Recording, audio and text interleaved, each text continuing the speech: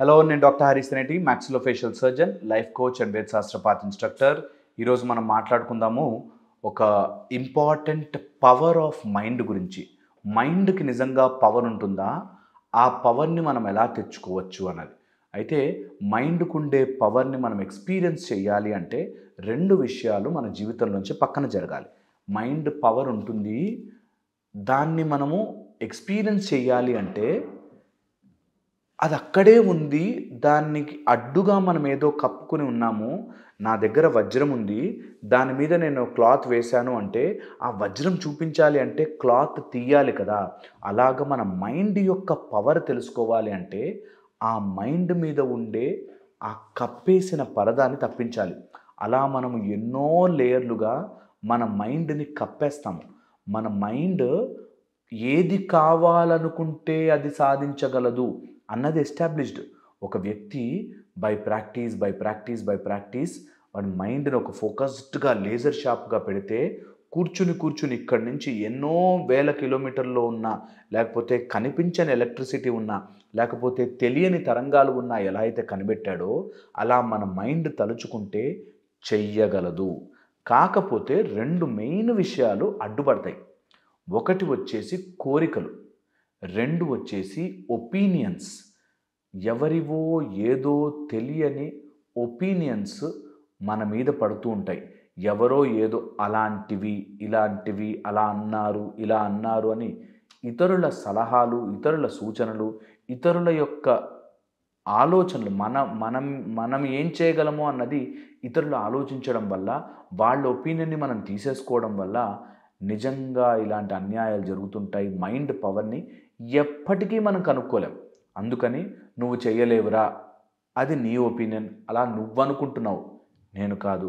నువ్వు నల్లగా ఉన్నావు కాబట్టి సినిమాల్లోకి వెళ్ళలేవు, సినిమాలకి పనికిరావు అన్నారు, కానీ సూపర్ స్టార్ అయ్యాడు.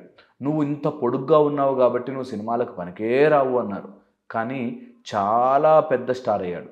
అలాగా మనకు తెలియకుండానే మన మైండ్ ముందు ఎన్నో అడ్డంకులు పెడతారు. ఈ మైండ్ ముందు ఎప్పుడైతే అడ్డంకులు ఉంటాయో ఎప్పటికీ మైండ్ యొక్క ఫుల్ పవర్ని మనము ఎంజాయ్ చెయ్యలేము, తెలుసుకోలేము. మనిషిగా ఉన్నప్పుడు మైండ్ గురించి కంపల్సరీగా తెలుసుకుని ఆ మైండ్ని సరి అయిన దారిలో పెట్టాలి. మరి మైండ్ మనకు అన్నిటినీ కన్ఫ్యూజ్ చేస్తూ, కష్టాలు చూపిస్తూ, బాధలు చూపిస్తూ, ఎంతసేపు భయపెడుతూ ఉంటుంది కదా. దీన్ని వేరే డైరెక్షన్లో మారిస్తే అది నిజంగా చేస్తుందా? నిజంగా చేస్తుంది. ఎందుకంటే మీరు దయ్యం సినిమా చూసొచ్చి దయ్యం ఉంటుందేమో అని నమ్మితేనే మన మైండ్ వెనక నుంచి దయ్యం వస్తుందేమో, చీకటైతే అక్కడ దయ్యం ఉందేమో అని ఎంత క్లియర్గా నమ్మించగలదో, అలాగే మనం ఏది కావాలనుకున్నా అది మైండ్ ద్వారా తెచ్చుకోవచ్చు. మైండ్ ద్వారా ఏదైనా తెచ్చుకోవాలంటే ఇతరుల ఒపీనియన్స్ మన మైండ్లోంచి తీసి పక్కన పెట్టాలి. ఒపీనియన్ అని అనిపించింది ఏదైనా సరే, వాళ్ళు చెప్పేది, ఎవరో అనుకున్నది, అది మన మైండ్లోకి ఎక్కించుకోవద్దు. Very important. కోరిక స్థాయిలో ఉంచేయకూడదు. ఒక్కసారైనా నేను కారు కొనుక్కుంటే అనే స్థాయిలో ఉంచకూడదు. ఓకే, మీకు కోరిక వచ్చిందా? ఆ కోరిక గురించి నేను ఏమేం చేయగలను వాటి గురించి రాసుకుని వాటికి అడుగు వేస్తూ ముందుకెళ్ళిపోవాలి. ఎప్పుడైతే కోరికను మీరు కోరికగా ఆపారో అది పెరుగుతూ మిమ్మల్ని ఆ బరువుతో నొక్కేస్తుంది కిందకి. అందుకని కోరిక రానివ్వకండి. ఫస్ట్ వచ్చింది అంటే దాన్ని ఎలా సాధించాలి అన్నది ప్లాన్ వేసుకోవాలి. ఎప్పుడైతే మన మైండ్ని ఈ డైరెక్షన్లో పెడతామో దాన్ని పవర్ తెరుచుకోవడం మొదలవుతుంది. ఈ మైండ్కున్న క్వాలిటీ, ఒకటి స్పీడ్, రెండు సమయం కంటే కాంతి వేగం కంటే మనోవేగం చాలా ఎక్కువ అంటారు కదా, అలాంటి స్పీడ్ అండ్ సమయం ఉండదు. మైండ్కి టైం లేదు. నిన్నకి వెళ్ళొచ్చు, రేపటికి వెళ్ళొచ్చు మైండ్లో. సో మైండ్కి టైం అనేది ఉండదు. అండ్ మైండ్ దేన్ని నమ్మిస్తే అది మన జీవితంలోకి తీసుకొచ్చి ఇస్తుంది. మైండ్ని నమ్మించాలి. ఈ మైండ్ ఎప్పుడైతే నమ్ముతుందో ఖచ్చితంగా అది మన జీవితంలోకి వస్తుంది. సో వెరీ ఇంపార్టెంట్, మైండ్ యొక్క క్వాలిటీస్ని అర్థం చేసుకోవాలి. మైండ్ క్వాలిటీ ఏంటి? స్పీడ్. మనోజవం మారుతతుల్య వేగం జితేంద్రియం బుద్ధిమతాం వరిష్టం అంటారు. అలా మానసిక స్పీడ్తో వెళ్తుంది కదా మైండ్. అలా హనుమంతులు వారు కూడా మానసిక స్పీడ్లో వెళ్తారంటారు. మనం ఎప్పుడైతే మైండ్ని ఆ స్పీడ్ని అర్థం చేసుకోగలమో, మైండ్ స్పీడ్ని మనం కంట్రోల్ చేయడం స్టార్ట్ చేస్తామో, మైండ్ యొక్క పవర్ పెరగడం స్టార్ట్ అవుతుంది. మైండ్ స్పీడ్గా వెళుతుంది కదా, దాన్ని పట్టి ఆపాలి. ఎప్పుడైతే ఇలా ఆపగలుగుతామో, ఆ స్పీడ్ యొక్క మైండ్ ఆగినప్పుడు లాట్ ఆఫ్ స్ట్రెంగ్త్ వస్తుంది. ఆ స్ట్రెంగ్త్తో మనం ఏది కావాలన్నా సాధించుకోవచ్చు. 1. సెకండ్ వచ్చేసి సమయములో పరుగులు తీయడం.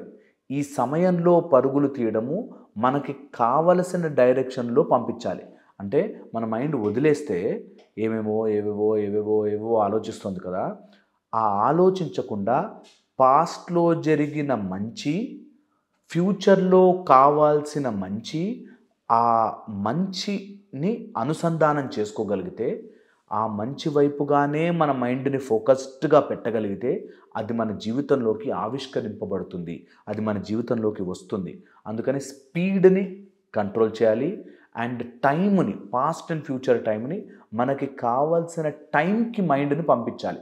ఎప్పుడైతే టైంని, మన మైండ్ని కావాల్సిన సమయానికి పంపిస్తామో, అంటే రేపు ఎగ్జామ్ ఉంది, రేపు ఎగ్జామ్లో నేను ఎలా రాయబోతున్నాను, ఎంత బాగా రాయబోతున్నాను అని మెడిటేషన్లో కూర్చున్నప్పుడు ఎగ్జామ్లో జరుగుతున్న ప్రతిదీ ఎంత క్లియర్గా ఆలోచించుకుంటావు. అన్నీ నాకు తెలిసిన క్వశ్చన్స్ వచ్చాయి, నేను చాలా బాగా రాస్తున్నాను అని ఎంత క్లియర్గా, ఊరికే అనుకోవడం కాదు, క్లియర్గా ఆ టైంలోకి వెళ్ళినట్టుగా మీరు అనుభవిస్తే ఖచ్చితంగా మనసు అక్కడ జరిగినవన్నీ క్యాప్చర్ చేసుకుని రియల్ లైఫ్లోకి తీసుకొస్తుంది. ఓకే, అది ఒకటి.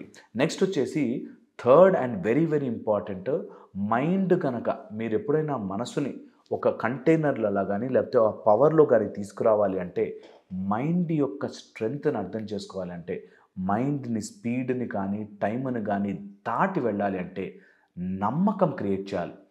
బిలీఫ్ ఎప్పుడైతే మనసు నమ్ముతుందో అయిపోతుంది. క్లియర్గా మైండ్ని నమ్మించగలిగితే అది మన జీవితంలోకి వస్తుంది. ఇలా నమ్మించాలి అంటే ఏం చేయాలి? మనకేం చెప్తారు తెలుసా? మిరకల్స్ చెప్తారు. ఈ డాక్టర్ అండి చాలా మంచి డాక్టర్ అంటాడు. అలా అనేసరికి మన లోపల ఓకే మంచి డాక్టర్ అనే ఒక నమ్మకం వస్తుంది. అలాంటి వాళ్ళకి సరెండర్ అయిపోయి హ్యాపీగా ట్రీట్మెంట్ చేయించుకుంటాం. ఆ దేవుడు అక్కడ మంచి రిజల్ట్స్ ఇస్తాడంట. మీ నమ్మకం ఇంకా బలపరిచి ఆ నమ్మకము నిజంగా దేవుని రూపంలో సాక్షాత్కరిస్తుంది. అలాగా మీరు నమ్మితే, ఎలాంటిదైనా మీరు స్ట్రాంగ్గా నమ్మితే అది మీ జీవితంలో మీకు పాజిటివ్ పరిణామాలు ఇస్తుంది. మీరు నెగిటివ్ నమ్మారనుకోండి, దయ్యాలు ఉన్నాయి, ఎవడో చేతబడి చేశాడు, నా కష్టాలే ఉంటాయి, నా జీవితమే ఇంత అనుకుంటా, నా పరిస్థితి ఇంత, నా బాధ, ఎప్పటికీ నా కష్టాలు తీరు, నా పిల్లలు ఇట్లా అని మీరు నెగిటివే నమ్మితే మీ జీవితంలోకి ఆ నమ్మకమే వస్తూ ఉంటుంది. మీరు పాజిటివ్ నమ్మే ప్రయత్నం చేయండి, మీ జీవితంలో ఆ నమ్మకం పాజిటివ్గా మారి వస్తుంది. ఈ మూడింటిని కొద్దిసేపు అవగాహన చేసుకుంటే మైండ్ పరుగులు తీయడం ఆపుతుంది, పాస్ట్ అండ్ ఫ్యూచర్లోకి వెళ్ళడం ఆపుతుంది, అండ్ దాన్ని ఒక డైరెక్షన్లో, ఒక యాంగిలేషన్లో తీసుకురాగలిగితే అది క్లియర్గా మెరిసిపోతుంది. మనసుకి ఇంత పవర్ ఉందా, ఇన్ని రోజులు అనవసరంగా వాడుకోలేదే అనే ఆలోచనలోకి వచ్చేస్తారు మీరు. నిజంగా మనసుకు ఆ శక్తి ఉంది.